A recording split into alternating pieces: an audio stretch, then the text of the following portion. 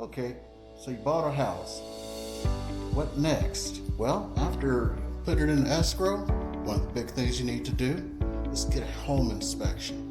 So I'm at a home right now and the inspection's just started. So throughout the day, I'm going to be talking with the inspector, following him around, and we're going to take a tour of this nice house a little bit as he goes through everything about getting a home inspection.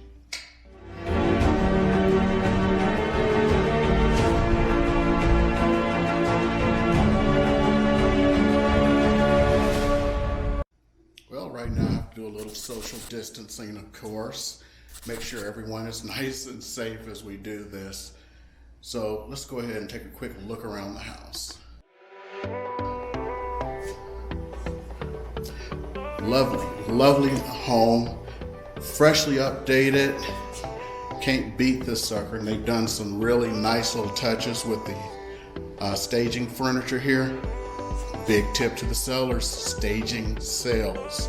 Staging sales.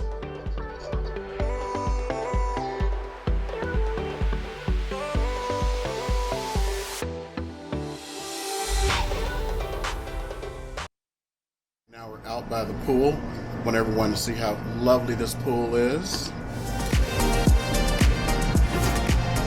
Just look at it. Gorgeous, gorgeous, gorgeous. Deep blue, not a crack in her. Beautiful. Well, still got to see what the home inspector has to say. I want you guys to introduce you to our inspector today, Ben. Hello. And I have to tell some truth data. We're related. He's my brother-in-law. So. Seriously? Yes. Oh, that's Okay, so one of the first things Ben is doing here is he's looking over the pool. So tell me, Ben, what are you looking for at a pool for home inspection? Oh, just making sure everything's working as it should. We're gonna turn things off and on, lights, pump, look for any leaks, kind of look for any like major cracks or look at the structure of the pool. So just make sure everything's working as we expect it to. Okay. Good. Now, a quick thought, it's not such a big deal at this pool, but you see how you're starting to get a little calcium there build up? That's going to happen at every pool here in Las Vegas. If your pool guy doesn't do it, pool person, what you should be doing is getting the pumice stone. You can get them from Leslie's Pool. I think you can even get them from Walmart or Amazon. And about once every 2 weeks, just scrub. You don't really have to scrub hard if you do it often enough. Just go around the pool and take care of this stuff. That way you're not going to end up with a $400, $500, $600 beating charge to get all of that off. And if it stays there for too long, you're going to have some discoloration. Here's something I wanted to point out. If you notice, there are actually high tension lines here and they go straight to the houses. And it's according to what side of town you live on. Where we're at right now is fairly near the Strip, and it's kind of known as Vintage Vegas. Anything that is older than the 70s is going to have above ground electricity and services like this. When you get to the newer parts of town, it's all going to be the in-ground stuff. That's just something I wanted to point out. Ben's looking at the electrical panel, and what are you looking for in here, Ben?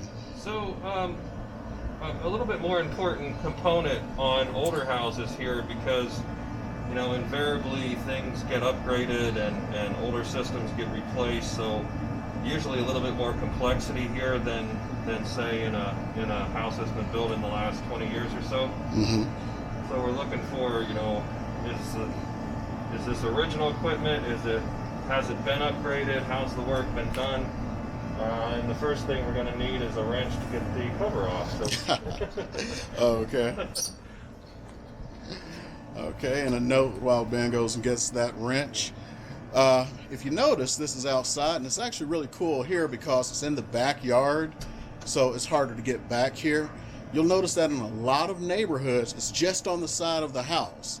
So this has been a very big pet peeve of mine about homes here in the valley, so Las Vegas, North Las Vegas, and Henderson, is the electrical panel being outside is because any yahoo can come along and turn off your electricity. So if you notice at the bottom, there is a little tab I highly suggest when you purchase a home, you have a home now, go get yourself a lock and lock your dadgum thing down. If you have it on a key, keep that key with the keys, like you unlock your doors and everything, because you don't want some Yahoo coming along. Got enough crazies as it is in this city. Done some rewiring. So talking about upgrading, I was just telling Eric's video here a moment ago that what upgrading has been done on some of these houses. So they're kind of yep. So we got one thing. We got one thing going to the roof. Yep. One thing going somewhere, probably to the outside. Well, that's just going right there to the outside GFI. Yeah. And everything else is going off to a side.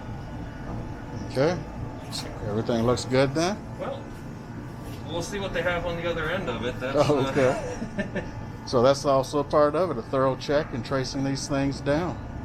So a lot, it's kind of interesting, a lot of originally what was in this panel. Oh yeah, that they moved. Yeah, has been moved. So much. So Like I all saw- of your little stuff would have been I on noticed here. them all shut off before, like when you had it open. That's all been taken out, and basically they're just running one panel somewhere else off of here. Let's see the next piece of the puzzle. Okay, now Ben's gonna have to climb on the roof. What's going on here? Sometimes they'll use drones and things, but the air conditioning unit is up top on this one, so he's got to climb up.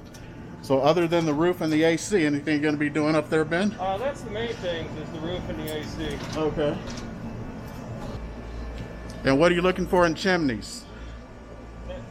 Is that a chimney? Chimney? Yeah. Yeah. What do you look for in that? Just to see if we can see any damage. Okay.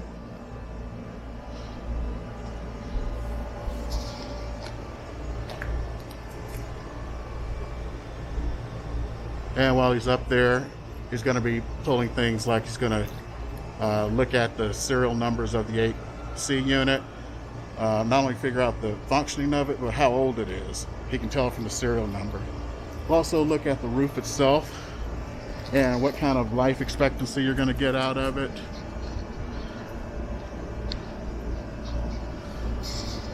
So those are some of the things you're going to get from the roof inspection. Fortunately, most ACs now are on the ground level, but in the older homes, you're usually going to have them on the roof like this. So heavens forbid it's a two-story. Okay, now you're starting off in the kitchen there, Ben. What are you looking for? Get the appliances going, we're gonna get the dishwasher going. Okay. That's going there. What other things do you normally test in the kitchen? Everything that's here, all the appliances that are here, we want to check, test them, make sure they work. Outlets, pretty much everything we can see and touch. We Okay. wanna turn it on, make sure it's working. Okay. It works. Can I feel the air? Okay. Good. So what's the worst horror story you've had from a kitchen? Kitchens are usually about leaks. Mhm. Leaks and prior leaks and water damage. One of the things that happens a lot if something's leaking at the sink or at the dishwasher, you get a lot of water damage back into this area, into the cabinet. So usually things with leaks and water damages in kitchens. Mm-hmm. Okay. Had a rat in the toilet this morning though. That was A rat or a mouse? no, it was about like that. Was he swimming or? Well, he was after I flushed the toilet. Oh, So, okay. I mean, we went into this foreclosed house and all the toilets were dry. uh-huh. So we started flushing things and turning things on, and he was living in the drain line. He was living in the dry toilet. So I flushed the toilet. He came up out of the toilet. Nearly gave me a heart attack. Could have been a snake. Yeah, it could have been anything. Something was flying up out of there. I know. Okay. Well, anything ever like turn on the stove and it like explodes in your hands or something? No. Fortunately, I've been lucky with things like that, or just cautious, I guess, because.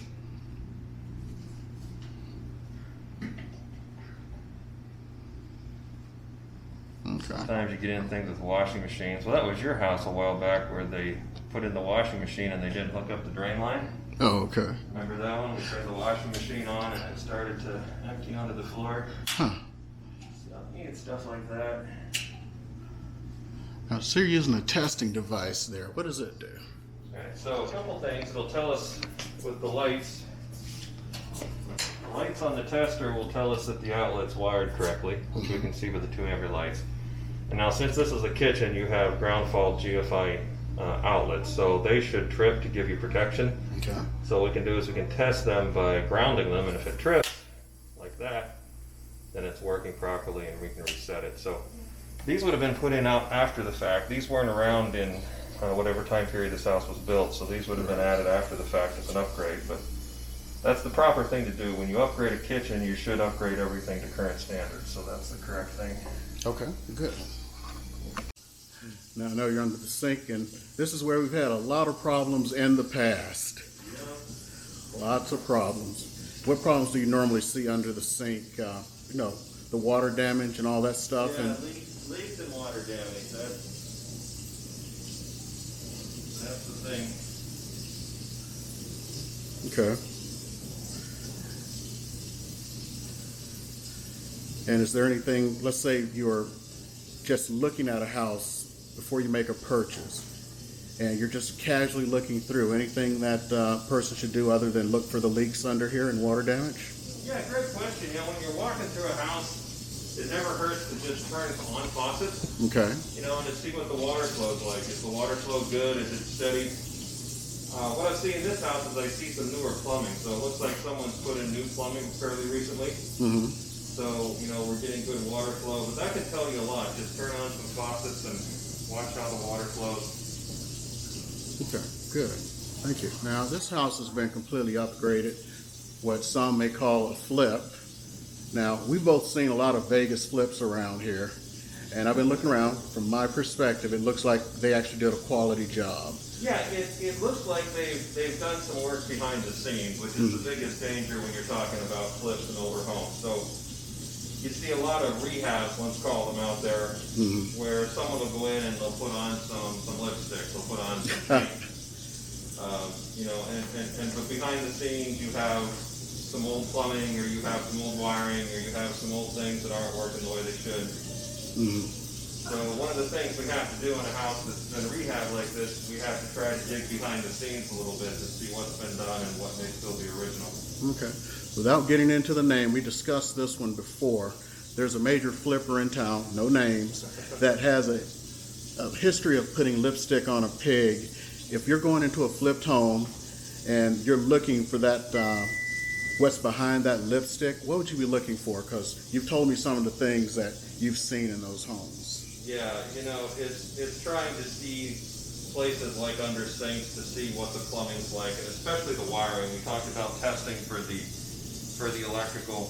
Places like attics, I mean, you find things in places where people don't normally look. That's where things like that show up. Okay. Yeah, and there are some better than others. There are some that have TV shows that aren't as good as you may think. So. Okay. Good. And it looks like you're really going above and beyond there, using a thermal camera. Yeah. And what are you using the thermal camera for?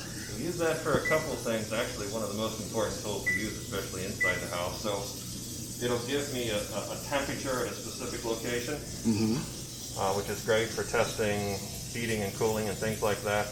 Okay. But it'll also give me a picture to show me if there's any moisture or leak. So if I'm looking at a wall or a ceiling and I'm wondering if something's leaking, then that'll tell me immediately if there's any moisture there. And also, if I'm not mistaken, it shows you a little bit of old moisture, especially where they may have covered it up or something. Okay, good. Yeah. So always make sure, no matter where you're at in the country, your inspector is doing everything, including thermal imaging. You got to go with the modern techniques.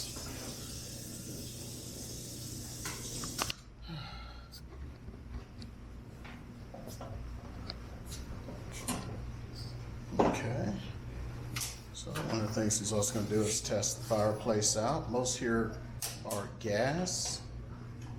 Now, if you have an older home, you may have wood, but that is against the law now. Fortunately, anything that was built prior to the current fire regulations is allowed to stay. Great point. This could be a conventional wood burning fireplace if you wanted it to be. She's shaking her head. We might have one of those still available in Henderson. Yeah. How much fluid my lighter has in it, so this could be interesting. Oh, Now, I've noticed some houses lately have been putting this crystal stuff in. What's the purpose of that? Like this here? Yeah. Yeah, well, you're required to have some sort of medium over top of the burner just to distribute the flame. Okay. And back in the day, they used just like sand, but then this is like cut glass or something. It's just prettier. It does the same thing. It's just prettier. Okay. So, like the covering when you have the fake logs, that's considered the covering? Right. Okay. Right. Something over top the flame to kind of disperse Okay.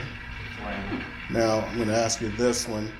When people are looking at a house prior to making an offer, getting an inspection, everything, and they want to just try to test a few things out, do you suggest they mess with this part or just leave it to the inspection? No, I wouldn't. I wouldn't.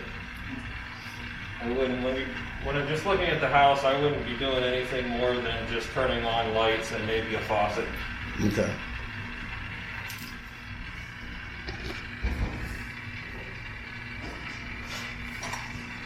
I'd be a little bit scared to do it as a buyer.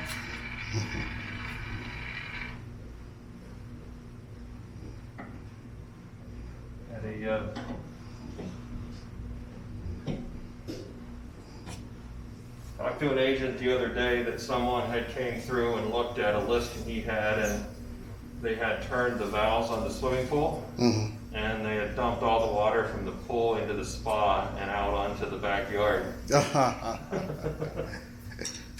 Yes, don't turn valves you don't know where they're supposed to be at. Yeah.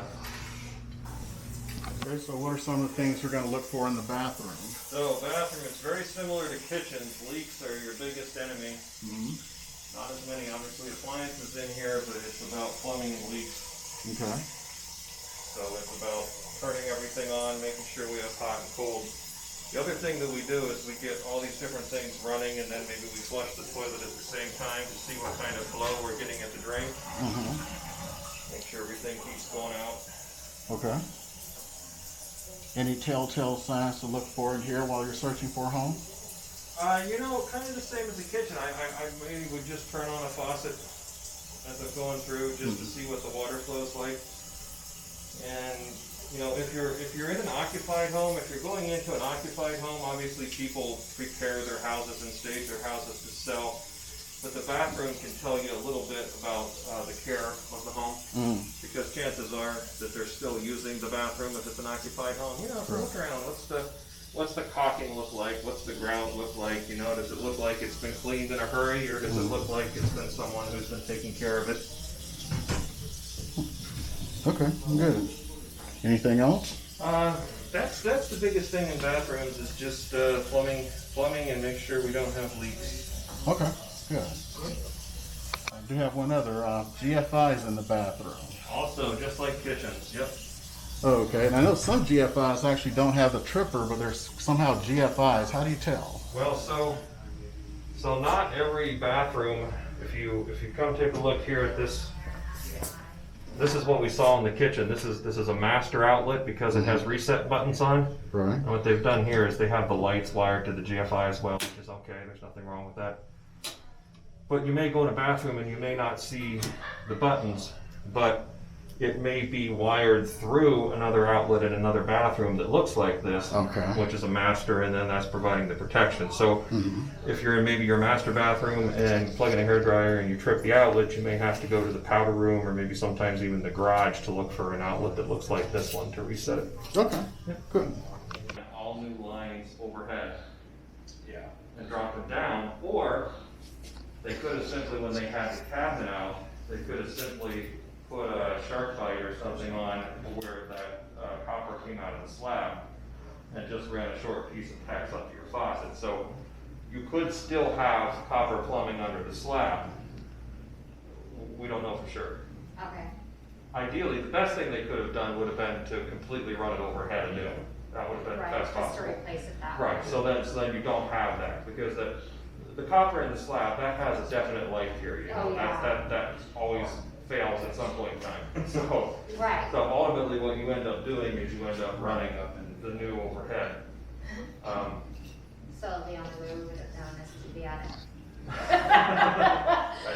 Right. So they have to disclose that though, right? Like where, I'll leave that, I don't Yeah, it's necessarily gonna have think some, so. no? Yeah. huh? Because they may not know. They may have just piggybacked off another system. So,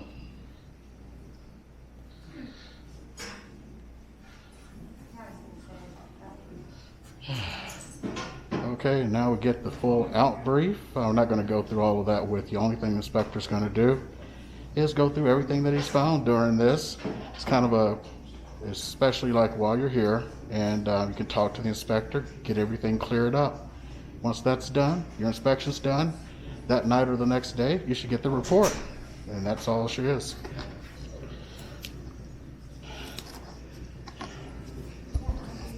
So, glad you guys were able to join us on an inspection today. It is hot, 106 degrees, so in and out. I am sweating like crazy. So I hope you learned a little bit about inspections today. And as always, if you like everything you see on the channel here, hit that subscribe button and like this video, of course. I want to put more stuff out like this every single week to educate you about buying a home here in Las Vegas. See you guys later.